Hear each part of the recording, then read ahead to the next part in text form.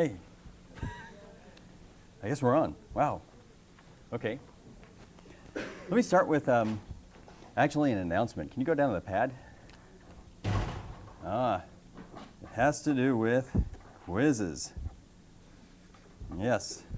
And the announcement is actually that from now on, they're actually going to be at 8:45. Yeah, here. Afterwards, you're welcome to leave.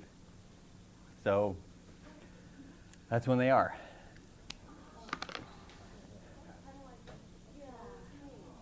All right. We'll think about it. Maybe that'll be Monday morning or something at 9. Okay. Okay. That's a possibility. Then people will be leaving all during the class, getting up at every 30-second intervals and getting up. Okay. Since I dashed in today, I guess I can't say anything. Okay. Last time we looked at this idea of impedance and admittance. So the idea is this, is if you have some electrical element and the relationship between the voltage and current is given by multiplication in the frequency domain, so multiplication of Laplace transforms, then you say it has an impedance description. So here, this says that the voltage, the Laplace transform of the voltage is the Laplace transform of the current times the Laplace transform of something, which we'll name later. This is called the impedance of the device. And what happens is if you work out the equations that a circuit satisfies, they are absolutely identical to the equations you saw in 101. They are absolutely identical, except in 101, voltages, currents, node potentials are all real numbers, like 3, 5, 12.2. Now, they're all Laplace transforms. Everything is a Laplace transform. So this is not unlike, in fact, it's just one step beyond sinusoidal steady state and phasors. There, you extended static analysis to sinusoidal steady state analysis by assuming every current and voltage was a sinusoid. You then represented its amplitude and phase by a complex number. And then you observed that even complicated things like inductors and capacitors could be expressed by a relation that looked very much like a resistor relation, or Ohm's law, except that everything is complex. Okay, so this is really the exact same story, except it's a little bit more complicated now. It's everything inside is a Laplace transform. Okay, so last time also, that's the basic idea. Last time we looked at writing down this. This is simply the solution of a circuit. That's it. That's just an explicit description of the solution of a circuit. And it explains it in terms of a bunch of things. This is, U of S is a vector that contains the Laplace transforms of all the driving voltages and currents. W is a big vector that contains all of the information about the initial conditions of the circuit, like initial inductor currents and initial capacitor charges. These have different names. This part is called the natural response of the circuit, and this part is called the forced response, or the zero, some people call it the ZIC response, because that's the zero initial condition response. So some people call that ZIC response here. Now, an interesting fact is that the forced response is linear in the Laplace transform of the input signal. That, of course, means that all voltages and currents in a circuit, in a linear circuit, are given by convolution of the input signal with something, with, in fact, the inverse Laplace transform of this. And we're going to talk about that in detail. So if we go back to that example, simple example from before, here, to find the natural response, you set the source to 0, so that becomes just a short, and it's a series RL circuit. You know exactly what the solution is. The solution is simply that the current decays exponentially, like I of 0 e to the minus t over capital T. You multiply by R to get the voltage, and that's this. Okay? So that's the natural response. And the forced response says, assume 0 initial current. Once you do that, it says that this inductor is basically an impedance. The impedance is SL. Okay? Now, this circuit is exactly the same. You can now do anything you could do with resistive circuits, except now you're manipulating Laplace transforms. So, for example, here, a very simple way to do it is by the voltage divider rule that says that the voltage here is this voltage times this voltage divided by the total, sorry, this impedance divided by the total impedance. This impedance is R, that's R plus SL. So, again, this is as if it were the second week of 101. You write down that the Y forced response is U times R over R plus SL. The big difference here, of course, is that everything inside is a Laplace transform of something. Taking the inverse Laplace transform of this, we find that that's given by a convolution. It's this. So altogether, the output voltage is given by the natural response plus this forced response. And if you go back and check, you'll find out that's exactly what the solution is. That's what it is. So that is the that's just a simple example before we had worked out the general case. Okay. Now, because static circuit analysis from 101 and now complete dynamic analysis from 102 satisfy exactly the same equations, it says that pretty much everything you know from 101 works here. For example, you can do things like, let's see, series and parallel combinations, voltage current divider rules, things like Thevenin-Norton equivalence. Everything works. Nodal analysis, everything works. The difference, of course, is everything is now a Laplace transform of something. So that's the only difference. And it has lots of interesting implications. It says, for example, if you actually wrote a circuit analyzer in 101, right, that manipulated real numbers and solved linear equations, if you could actually overload the operations to manipulate Laplace transforms, which are complex valued functions of a complex variable, then your very same code would actually now solve general dynamic circuits. That's pretty amazing. That's sort of the idea here. So let's look at an example. We won't do too many of these. We'll just sort of do a handful of examples. Here's a complicated circuit. It's got resistors, capacitor, inductor. It's not that complicated, but for hand analysis, it's complicated. And let's find the input impedance. So the input impedance is simply the ratio of this voltage to this current. Laplace transforms, of course. And also, what I'm beginning to do is what actually people do usually is, once you get used to this, people actually now know, we refer to capital VN and capital IN as the voltage and current. Okay, so I mean, once you get sophisticated here, you just kind of go back and forth between the Laplace transform and the time domain signal without even mentioning it, not even a verbal hint. So for example, some people would just say, what's the impedance? It's the ratio of the voltage to the current. To be perfectly technical, it's the ratio of the Laplace transform of the voltage to the Laplace transform of the current. So, okay. So here, how do you do this? Well, first of all, this thing is just described by a set, a not small set, of algebraic and differential equations relating voltages, branch currents, node, all sorts of things.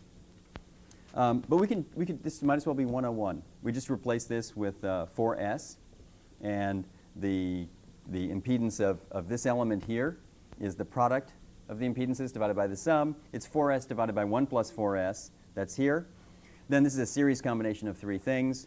It's 1 over 2S. That's the impedance of a capacitance, 2 farad capacitance, and the impedance of a 3 ohm resistor is 3. So I get this. This is the impedance of this whole thing here. And I could, if I wanted, I could simplify that. It doesn't make any difference. But the point here is that the Laplace transform of the voltage is the Laplace transform of the current times this, which is the impedance. Now, it's kind of interesting. If you look through here, you can even understand what some of these things mean. For example, let's actually see if we can even understand this here. When you see the 3, if I take the inverse Laplace transform, what does the 3 turn into? It's a delta, right? And so that's something which appears in a convolution equation. So this says that part of the VI relationship, there's a component which relates the instantaneous voltage to the instantaneous current, and the ratio is 3. Okay? Why is that? Well, look, there's a 3 ohm resistor. So when you pump a current through here of some current, you will instantaneously get a voltage here, which is 3 times that current. That adds to it. Then you see, what's this 1 over 2s? What does that mean? In the time domain, what does that turn into? What's the inverse Laplace transform of this? Just a half. And so in the context of convolution, it says that part of the output voltage is 1/2 convolved with the input current. That's the integral of the input current. What here has anything to do with what relates the integral of the input current to a voltage? Exactly. Okay? So, and so forth. I mean, this is how it works. Okay? So, and it's important also, I mean, I guess from the simple point of view, you have all the nice calculations here that you can do these little calculations by hand as if it's 101. What I'm trying to stress here is don't lose sight of don't do mindless calculations, right? It's important to understand what each of these terms mean, to understand exactly what the 3 means physically, and the same with the 1 over the 2s. Okay. Yeah. What if you don't have like 0 initial condition? How would you go about solving the problem? That's a good question. So what if you don't have 0 initial conditions here? Can you make this statement in that case? No, it's false. If there's not 0 initial conditions, there will be something else out here. In fact, it will be V natural of S. There'll be this extra term here, which is the natural response, and that's due entirely to the initial condition of the capacitor and the inductor here. That's this one. Okay? So what you can do is you can analyze these separately. Okay? So that's what you can do. Okay. And in fact, this is probably the trickiest thing here is to get straight the difference between when you have an impedance and when not. Right? What is absolutely wrong is the following: is that when you have a non-zero initial condition, to even imagine that there is an impedance description, there never is. There's no such thing. Right? It's an additive term. We'll do another example here. This is just to demonstrate nodal analysis. So here's again a simple circuit. And the node equations are exactly as they are in 101. So here, for example, we're going to solve for the 2 node potentials E1 and E2. This is ground, I guess. And we form a matrix, G, on which the diagonal elements are the sum of the total conductance tied to that node. So for example, the conductance that tied to node 1 is 1/3, that's this guy, plus 1 ohm, well, sorry, 1 mho for this one, right? And then the impedance of a 2 farad capacitor is 1 over 2s. Its conductance is 2s. Okay? So that's 2s. So I should have 1/3 plus 1 plus 2s, and hopefully that's what I have here. That's what I've got. And so on. And you work it out. I mean, for example, the off-diagonal element in the conductance matrix is precisely minus the sum of the total conductance tied between the nodes. So here's E1 and E2. That's 1/3 plus 2s, and maybe that's what it is. Yeah, it is, right. Okay? So here we end up with a 2x2 set of equations. It is identical to what you'd see in 101, except that all the data structures would all be real numbers. Now they're Laplace transforms. Okay? So 2x2 is, of course, sort of the limit on the size of linear equations. I personally recommend a person solving by hand. And so we could work this out. I mean, you work out what the determinant is and all that in a simple formula. And it might get ugly, but the point is you'd work out the exact solution of what E1 of S is and what E2 of S is in terms of In of S. Okay. Final example is things like Thevenin and Norton equivalence. So again, everything is the same, and the reason it's all the same is because the fundamental equations are all the same. So Thevenin equivalent of this circuit, it's actually quite interesting. It's a Thevenin equivalent with a time-varying voltage, right, and an impedance.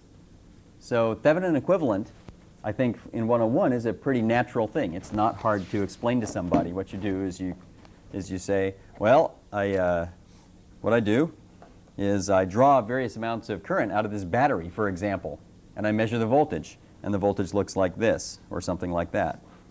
And that's the VI curve, and you say, okay, that's the Thevenin equivalent. It's a resistor in series with a voltage source. Okay? This seems pretty simple. This is substantially more sophisticated. Here, it's a circuit described by a set of differential equations. It's a time-varying voltage source. and yet this thing has a Thevenin equivalent. So for example, here you can find the Thevenin voltage by just looking at the open circuit voltage, which is a voltage divider rule, and so on. Now it's kind of sophisticated here. A voltage divider rule, in this case, you have to remember, is actually solving a differential equation, right? When you write, Z1 over Z1 plus Z2 and divide, right? Division in Laplace transforms is sort of like multiplying by the inverse. You're actually solving a differential equation when you divide. After a while, you don't care, doesn't mean anything to you, and you just say it's 1 over 1 plus 2s. You don't even think about it. But you are, in fact, solving a differential equation. Okay, so everything works the same. I won't go into the details because it's basically just 101 material. But you end up with something that looks like this. It's a new voltage. It's not the same as the old voltage. We could take the inverse Laplace transform if we like. It's got a constant, it's got an e to the minus t term, and it's got an e to the minus t over 2 term. Okay? Then it goes through a single impedance, which is 2s over 1 plus 2s. Okay? And that's just sort of the way that works. Is there a question? Would that be enough to express in terms of the v Thevenin and the z Thevenin? Do we need to transfer back to the time domain? No, that's another interesting thing. If you wanted, you can now transform this back to the time domain. But what will happen more and more is that you won't. Right? You just won't. You'll just leave it this way. So this is very common. And in fact, in a lot of fields, people actually just, the language spoken is in the frequency domain. Right? To the extent where many people then have actually forgotten what convolution is, for example, but have very detailed knowledge, intuition, and understanding of frequency domain stuff. It's very strange, but that's the way it works. Right?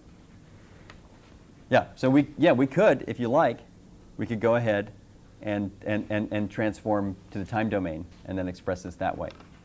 Then we'd express the Thevenin equivalent. It basically says that there's a convolution equation that relates the voltage and current. That's basically what it says.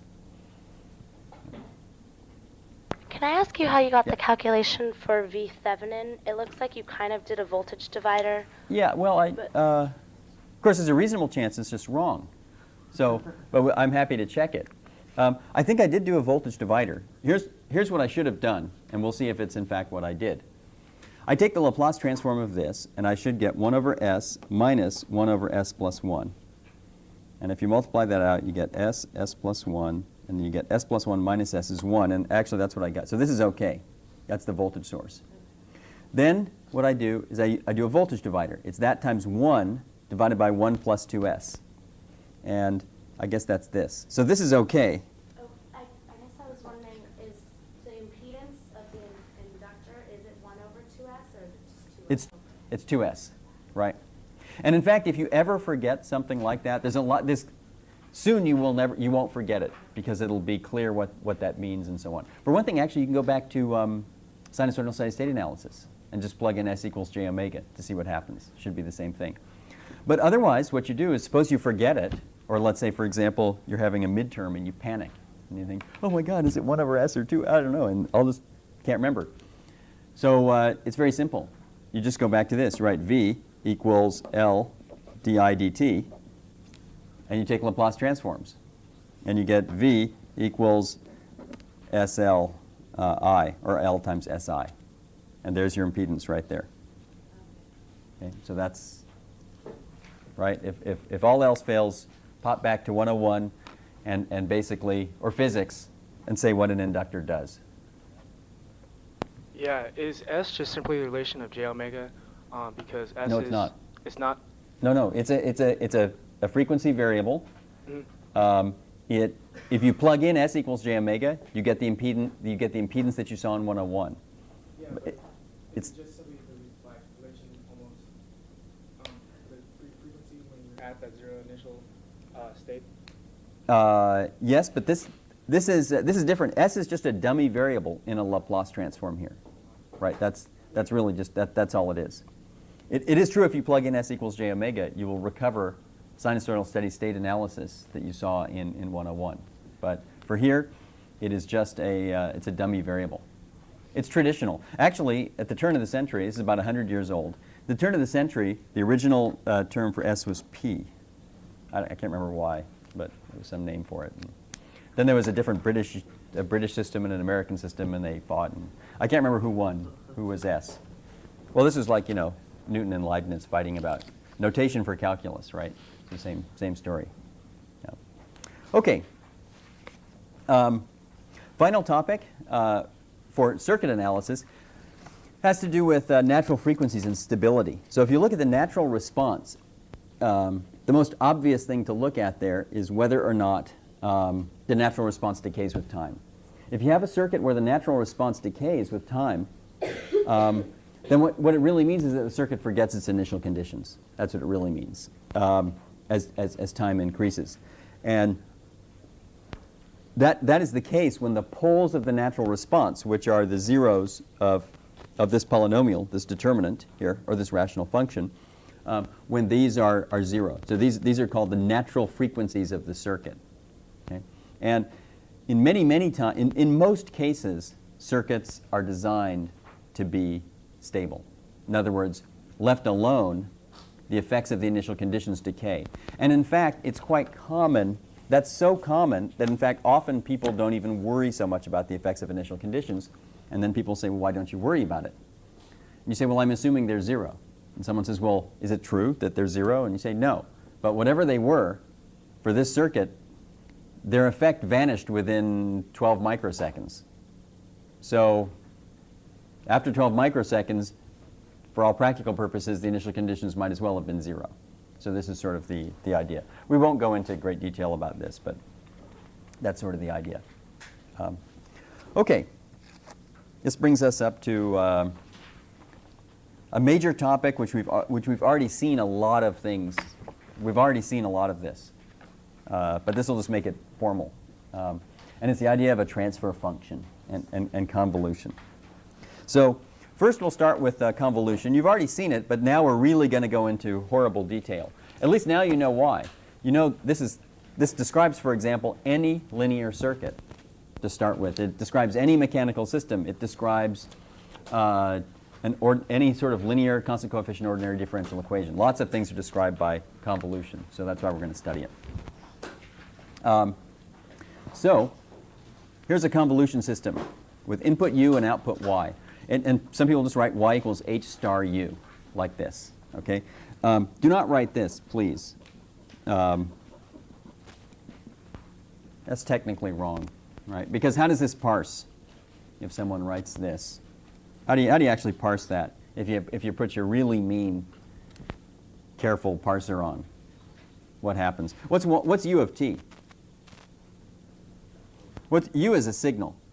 That means it's a function that takes a real, and then the parser sees u of t and says, oh, no problem, I know what that is. What is it? It's a real number, okay? Then it sees another real number, then it sees a star symbol, and it either decides that you don't know what you're doing, or it says that the person's trying to convolve two numbers, and it might do something like a nice parser error message here would be to check and say, did you really mean you wanted to convolve two numbers, right? Or are you just using a silly old symbol for multiplication, okay, or something like that? Okay, so. But Professor, don't we write y of t equals something all the time? Like, Yeah, I'm talking about if you're being very, very careful. Yeah. Here, there's no reason to. This is the right way to do it. We do this. Look, I'll show you something that we do a lot. Y equals h convolved with e to the minus t. We will actually start writing that. Yeah, we will write that. That's informal. If there's people who are very technical or literal-minded in the audience or something like that, then you really shouldn't even do this. You're right. It's h star u or something, and then you say where u of t is e to the minus t. Okay. Okay. So it's given by this formula here. You've already seen this a couple of times. It didn't mean anything to you then. It will soon. So here, it's the integral of h of tau u of t minus tau d tau. It's the same. You can change variables here, and it's the same as h of t minus tau times u of tau d tau. Now, the important part is you have two functions. It's an integral of a product, and you multiply together the two terms at times which add up to t. That's the whole point, is that tau and t minus tau is t, and the same here. Okay? Now, in the frequency domain, this relation here is a lot easier to understand. It's simply y of s equals h of s times u of s. It says in the frequency domain, one signal is a multiple of another with this proportionality constant or whatever. That's called the transfer function of the system. So here, its inverse Laplace transform, this thing h, is called different things depending on the field. But the most common ones are the impulse response or the convolution kernel of the system. It has other names as well. But these are, I mean, every field then has its own name for these things. But probably the most widely used are impulse response and convolution kernel. And so people will write this in block diagram this way. Often people will just write it as a little convolution operator like this, but then as you start thinking in the frequency domain, it'll actually be written like this. What's amazing about this now is a convolution operator, right, now looks like a scaling system. That's the simplest system there could possibly be. It says simply that a signal coming in gets multiplied by a number like 2 or 12 or -5, and that gives you the output. So this is sort of like a scaling system, except that the scaling in front depends on frequency. And so then you'd call it a transfer function. Is there a question? Would you want to write big U and big Y? Yes, you would want to. And in fact, if you were being correct, this looks fishy, very fishy. You're absolutely right. If you're going to do this right, you'd make this U and big Y. And now it's actually correct that Y is H times U. This is just the sloppy notation that has evolved. And it relies on a lot of conventions. One convention is that you know that a capital H probably means a transfer function. But you're absolutely right. It's horrible notation, but hey, that's the way the language has evolved, and this is the way it's spoken on the streets. Okay? So, yeah. I mean, even worse, I don't think people would write this, right? That's I think over the line for me. But no doubt there are people who do, right? Right. I mean, this is really sick because it's kind of it's mixing time domain signals and then transfer functions and things like that. So, but no doubt there are people who do this, and it's in kind of little backward fields or I don't know, who knows. I'm sure there's people who write this and don't even think about it. Okay. So some important properties of convolution systems. First of all, they're linear. In other words, if you double the input to a convolution operator or a transfer function, what comes out it doubles. And you have superposition as well. And then composition, this is very interesting. If you have composition, this corresponds to multiplication of transfer functions. Okay? So here, for example, if you see a system which first processes A by the convolution operator, by the transfer function A, and then by capital B to get Y, that's the same as if you simply you simply operated with a single transfer function, which had transfer function BA, the product. Okay? Now, already this is not obvious, right? For example, if I write down a string of 4 transfer functions in a row and say this describes a certain communication system. The first one is the transfer function of the amplifier that drives this thing. The second one is the RF amplifier. The next one is the transmission through a microwave link. The next one is this, and so on. Then writing down the transfer function of what happens end to end is simple. It's the product of all the transfer functions. There's almost nothing to think about, right? If then someone says, no, tell me what happens in the time domain, you now have to write down 4 convolutions and stick them together. You could do that, and you'd get this horrible 4-dimensional integral. Okay, so this is worth something. This way of thinking about it. Okay, now what this means is kind of interesting. It says you can actually manipulate block diagrams with transfer functions as if they were scalars. And again, it's because the same equations are satisfied, right? The difference is when you multiply 2 things or something like that, you're not multiplying 2 real numbers. You're actually finding a new convolution system whose convolution kernel is given by the convolution of the 2 kernels there.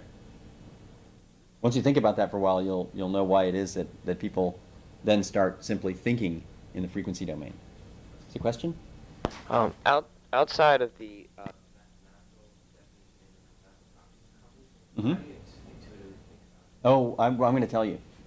Yeah, we're going to go into that in great detail. Okay. Yeah, right now I would say there's no reason any of you should have even the slightest intuition about it. We're going to fix that though. So, okay. Okay, so let's do an example. Here's a feedback connection. So G is some transfer function. In other words, it's a convolution operator. Well, here, this is basically, it's a big convolution equation. It says that y is the convolution of little g with u minus y. So it's, in fact, it's a convolution equation. It's got kind of y, it's worse even than a differential equation. It's kind of got, or it's got y appearing both on the left and the right, and there's a convolution involved. It's not fun.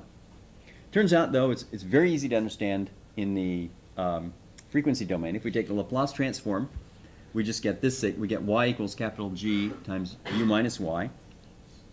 You simply, you put gy over here on the other side, and you solve for it, and you get capital Y is g over 1 plus g u. Okay? And so you have the transfer function of this system from here to here, we say is g over 1 plus g. That's how you do it. Now after a while, you get very blasé about this. Doesn't mean anything. You just say, well, the transfer function is this, and someone says, are you sure? And you go and you do a side calculation, and you're basically just doing arithmetic or elementary algebra. The fact is, you are solving a very complicated thing. You are solving this integral equation. That's what you're solving, right? So it's, after a while, you forget that you're actually doing something complicated. I guess as with all good notation and good conceptual systems, after a while, you forget the fact, like linear algebra, you forget the fact that you are in fact doing something when you write down A inverse, where A is a 50 by 50 matrix. You forget, you casually write down A inverse. So what? Doesn't mean, you know, A inverse, no big deal. Well, you forget the fact that in fact, you know, working out the inverse of a 50 by 50 matrix is actually a big deal, and nothing probably that no human being could ever do in a lifetime correctly, right? But you don't care, you just write down A inverse and so on. And so you just say g over 1 plus g, who cares? Well, you just solved an integral equation. Okay, let's look at some general examples. Here are some. Linear constant coefficient ODEs all give transfer functions. So here's the simplest example, y prime plus y equals u. You take the Laplace transform and solve, and you get this. Now this, of course, assumes zero initial conditions. Otherwise, it's not given by a transfer function at all. Okay? So this says that here, when you see this differential equation, this now means a lot to you. I'll tell you what it means to you. What it says is, if y has zero initial condition, it says that y and u are related by convolution. They're related by convolution by e to the minus t. Okay, so this means that, and you can get that immediately. Here's an integrator. Well, the transfer function is 1 over s. Its impulse response is just 1. In other words, you're convolving a signal with the kernel 1. So in fact, from now on, 1 over s is going to mean an integrator system to you. And the truth is that people do not go around making block diagrams that look like this. Some people do. They do not do that, even though it's pretty. What you will universally see is the following. That's an integrator. Period. Okay? So the universal symbol for an integrator is simple 1 over s. Now you know why. An integrator is in fact a convolution system. It has a transfer function, and the transfer function is exactly 1 over s. Okay? 1 over s, its inverse Laplace transform is 1. That's the thing when you convolve something with 1, you're integrating it. Okay? So from now on, when you see a box that says 1 over s, it just simply means integration, and you don't even think twice about it. When you see s, what does that mean? Yeah, and when you see s cubed, what does that mean? It means triple derivative. It says that this thing is the third derivative of that. Okay? And in fact, this is just what people write. It's just, people are just too used to seeing s and Laplace transforms and transfer functions, so people don't even write, you know, d cubed over dt cubed. They just write s cubed, and it means triple differentiation period. Just that. So that's the way it works. Okay. Now for a delay, if you have a delay system, here it says that basically y of t is equal to what the input was capital T seconds ago. The impulse, this is also a convolution. It's convolution with a signal that looks like this. It's got an impulse at t equals capital T. And the transfer function is the Laplace transform of that is e to the minus st, like this. Okay? Now this is one where arguably the time domain description is simpler than the frequency domain description. Okay? Nevertheless, because people think in the frequency domain more often than not, the almost universal symbol in a block diagram for a delay is e to the minus st. So in fact, if you look at a block diagram and anything communications, anything at all, acoustics, anything like that, you will see e to the minus st, and from now on that simply means to you that is a delay of capital T seconds. That's what it is. Okay, so that's sort of the idea. And it's given by a transfer function. It's a convolution system. I mean, this is a case where, of course, the time domain description is pretty simple. The relation between one signal and another signal delayed capital T seconds is pretty easy, right? And you can understand it. Everyone has a good idea of what it is. But since everything else is done in the frequency domain, this means delay. Okay, and so these are things you'll see from now on. Okay, so you'll see these in multiple other courses and things like that. Okay, now circuits, same thing. We just saw from the last lecture precisely this, right? That if you have a circuit with linear elements, LCs with no initial conditions, and then if you have any circuit voltage or current, then it's given by a transfer function where the circuit is driven by a single source. So, and these have special names. For example, if it's the voltage and current in a single branch, you call it the impedance. If it's the opposite, if you're expressing the current in terms of the voltage, it's called an admittance. When they're both voltages, it's called the voltage transfer function, or just the transfer function from one place to another in the circuit. And the same thing with currents. It's called the current gain, is another name for it, or the current transfer function of a system. Okay? So let's do an example. And actually, this is the first, here's quite a real one. So this is actually a very typical circuit, except for the values, which are all silly. But except for the fact that the values are all silly, this is in fact a type of amplifier you would, or a type of circuit you would in fact widely see. Okay, there it is, got little resistors, capacitors, things like that. Well, this is described by a complicated differential equation. Well, let's work out what happens here. Well, it's just like 101.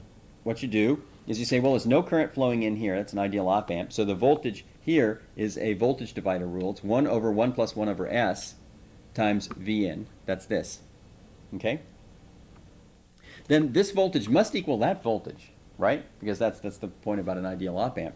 Therefore, you know the voltage here and you know the voltage there. So therefore, we can figure out the current flowing through this resistor. It's this voltage minus that voltage divided by 1. And you sort of, you work that out, and you get that that's Vn over 1 over S plus 1. Okay?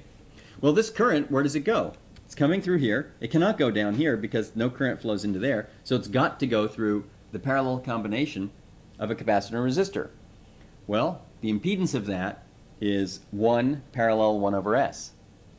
And so you multiply that impedance times this current, and you get the voltage from here to here. And then finally, how do you get the voltage here? Well, it's this voltage minus that voltage, and so on. And if you keep going, you go through these term by term. I won't do it because I mean, you've done it many times in 101. And anyway, it's all the same. Except now you're manipulating Laplace transforms. But finally, the transfer function turns out to be something like this. 1 minus S plus 1 minus S plus 1 squared. And so sure enough, this means that the relation between this voltage and this voltage is given by a transfer function. Okay? Or in the time domain, it says that this is a convolution of this voltage with some function. What function? This one, delta of t minus e to the minus t e to the minus t. So whatever that means, that expresses this voltage in terms of that one. It's a convolution. That's what it is. So what this is it's an electronic realization of a convolution operator. Right. Okay, let's look at one more example. This is a vehicle suspension system. So here's a simple second-order vehicle suspension system. Here the input is sort of the ground height or the wheel height. So the idea in this system is you take this ground height and you move it up and down like this. And of course, as a result, this mass also will jiggle up and down a bit. For example, if I move you up and down very, very slowly, what will y do? If I move you up and down very slowly and very smoothly, what will y do in response to you? It will follow you. Okay? On the other hand, if I wiggle you extremely quickly, what will y do? It'll wiggle lots or less. A lot less.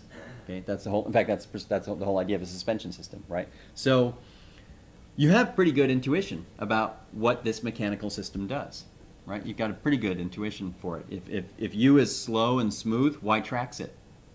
But if u is rapid, the motion in y is far smaller, right? So if we work out the details, this is given by a second-order constant coefficient differential equation.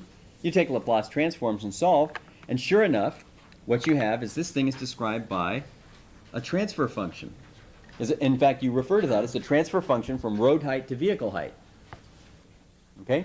That means they're related by a convolution. It says that whatever your intuition was here about what happens, that's a convolution operator. That's what it is. So whatever it is that relates u to y, it's a convolution. Yeah. Like in that system, how would you find like the resonant frequency with the Laplace transform? Well, let's see. I don't think we've actually, to tell you the truth, I don't think we've actually defined resonant frequency. But remember, this thing can have all sorts of different qualitative dynamics. There could be two real poles here, in which case you would not even, it wouldn't even make sense to refer to a resonant frequency. But otherwise, the resonant frequency, we'd find it out. It would be it might be the resonance, whatever, the v squared minus 4km here number, the square root of that divided by 2a or something, 2m or whatever. That would be that would be the frequency at which it would sort of oscillate. By the way, that alone suggests all sorts of things about this, right? I mean, you also have pretty good, if this were underdamped, you should also have the following intuition about this, all of which we'll confirm analytically very soon. But if this thing is underdamped, and I take u, and I sort of wiggle it up and down very, very slowly, everything's fine. If I take u and wiggle it up and down extremely quickly, much faster than the resonant frequency, again, we're okay. But if I take u and wiggle it up and down, right at the frequency at which this thing likes to oscillate, I think you can figure, your intuition at least will strongly suggest what happens, right? What will happen? You will get a very, very large response is what will happen. Now in a mechanical system, that's probably a bad thing. And in a suspension system, that's for sure a bad thing. In an electronic circuit where you're trying to amplify a sinusoidal signal, that's a very good thing. And that's actually why there they refer to the quality factor. And the less damped something is, the better it is. So if you do RF or wireless stuff, everything, your measure of merit is how resonant you can make something. Okay? If you do automatic control for vehicles like aircraft or automobiles, right, then having even slight underdamping is not good. This is not good. And if you have moderate underdamping, then you're actually in big trouble. Okay, so this is just another example of a convolution system. And let's see, I guess we'll look at one more example, and that's a DC motor. Also something I think you've seen on some homeworks and things like that. So here it is. It's a little motor. A current goes through it, and basically the current, the current you put through is going to affect the shaft angle. Right? Because you put a current through it, and what happens is the thing it spins up, and it starts spinning, and eventually it spins up to a certain speed where the losses are, due to the mechanical friction, exactly equal the power you're putting in. And so that's what happens, right?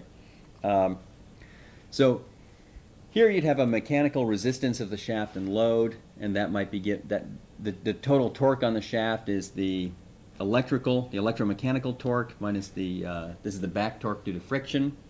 You add that all up, and this is Newton's law. This is just F equals ma, but for rotational systems, it's ma equals F, except here it's torque, angular acceleration, and rotational inertia. You take Laplace transforms of various things, and in fact, I have this vague memory that you did. Actually, that's what I think. Maybe this was maybe on a quiz or something we made up. I think, but I can't remember. So you end up with, in the end, with theta of s is k over js squared plus bs times I. Okay, and so this has a transfer function. Actually, I think on the quiz you did something even more sophisticated. You actually went from the voltage to the angle, and there was another layer of electrical differential equations, but I can't remember. Okay, so that's also a transfer function, and so people would say, you would talk about the transfer function from the current to the shaft angle. So this would be, for example, in a hard disk drive, or in a floppy disk drive, or something like this, or CD-ROM drive. This would be people know lots about that transfer function. It's very important. It says that the relation between the shaft angle and the current is given by a convolution. In fact, you can even work out what it is.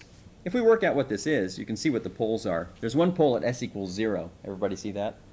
And then what comes out is js plus b here, like that. You rewrite it that way. And because of the 1 over s, the impulse response has what kind of a term in there? 1. It's 1. Okay? And in fact, then this one, k over js plus b, that's a convolution with a decaying exponential. So what it says is, just by looking at this, you can say, well, what relates the shaft, or if someone says to me, describe the shaft angle of a motor, how is it related to the input current? I would say, well, it's really two things. First of all, there's this term, which is convolution with an exponential. They'd say, why is that? And you'd say, well, there's kind of some damping, this mechanical damping, and when I put the current on it, the speed of the motor doesn't instantly speed up. It takes some time. Okay? Then there's the 1 over s term, and they'd say, what's that? And I'd say, oh, that's the integral. That's the one that relates the angular velocity of the shaft to the position. Okay? So I mention these things because what the power of all of these things like transfer functions and so on is that you can mindlessly manipulate things and just using algebra. That's very powerful because the things you're mindlessly manipulating are very, very complicated, right? It's also the danger. So it's good every now and then just to stop and look at what you have and make sure it makes sense. For example, if you made a little error and this looked like that, what alarms might light up? What would that mean if there was a minus sign there? It's unstable. It says it's given by a convolution system, except the convolution system has a growing exponential. Now, then you'd think and you'd say, wait a minute, the last time I checked, when you plug an amp of current when you plug 1 amp of current through a motor, the relation is not given by a growing, you don't get a growing, it's not given by convolution with a growing exponential. And this lights up an alarm that says that you weren't thinking, you were just manipulating symbols and making sign errors. Making sign errors is fine, but not thinking isn't. So that's sort of the idea. Okay, let me do one more thing, which is I'm going to take 1 minute to talk about interpretation of convolution, and we'll get back to that on Wednesday and talk about it in great detail. So here it is. If you're in a math class, there's nothing more to say, because what do you mean, what's convolution? That's convolution. There's nothing more to say. Okay, so on the other hand, there's a lot more we can say about this in terms of just interpreting it. What does it mean? How do you think of it? And here's the way I think of it, and then we'll continue this next time. So I think of this as a system. U drives the system. It's the input to the system, and Y is the output of the system. It's what comes out. Okay? So it says that what comes out of the system is an integral or mixture of what went into the system. That's what it is. Okay? Well, let's see. I interpret this variable tau as meaning seconds ago. That's what it means. Because u of t minus tau, that's what the input was. If now is time t, then t minus tau is what the input was tau seconds ago. And this says that the output now is an integral or mixture of what the input has been at various times in the past. Well, is it a uniform mixture? Then h of t would be 1. And in fact, that's what an integral is, of course. An integral is mixing what the input signal has been in the past uniformly. In other words, there's no extra weight on the recent past or the remote past. The weight is all the same. It's 1. That's an integral. When I put h of tau here, it's kind of like it's a weighted integral of what the input has been at various times in the past. If h of tau is decreasing, that says it's kind of like an integral, except that I'm going to put less emphasis on what this input signal was in the past. If h of tau is growing with time, that's the opposite of fading memory. It basically says that the recent past is far less important than the remote past for the system. Okay? So another way to say it is that h of tau, that's the impulse response, that tells you how much the current output depends on what the input was tau seconds ago. So that's the physical interpretation of what this means. And this is just some stupid examples, and then we quit. If someone walks up to you and has an impulse response and plots it, and you look at it, and you see something like this, someone plots it or measures it. This is fairly common. And you see that it looks like this. It's got a big bump like that around t equals 21, like that. What this says is that what that system does is it's a weighted integral of what the input was. It's got a little bit to do with what it was recently, and a little bit to do with what it was, say, 22 seconds ago and more remotely in the past. But mostly, the output depends very strongly on what the input was 21 seconds ago. Or if this was even tighter like that, you'd see you're getting something close to the impulse response of a delay. In other words, a perfect impulse. And that says it depends only on what it was 21 seconds ago, not what it was around 21 seconds ago. Okay, so I think we'll quit here, and then we'll continue this stuff next time.